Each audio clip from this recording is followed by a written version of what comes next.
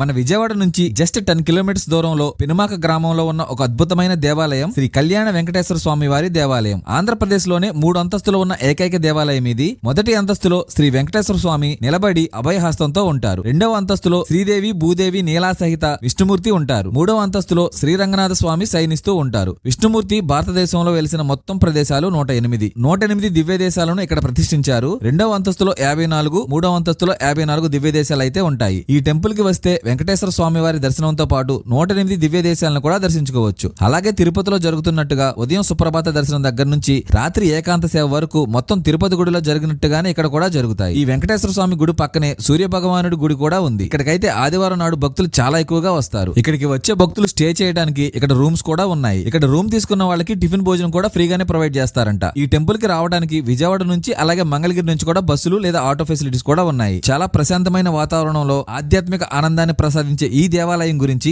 మీకు తెలిసిన ఇన్ఫర్మేషన్ ని కామెంట్స్ లో తెలియచేయండి. ఇలాంటి మరిన్ని ఇంట్రెస్టింగ్ వీడియోల కోసం మన పేజ్ ని అయితే ఫాలో చేయండి.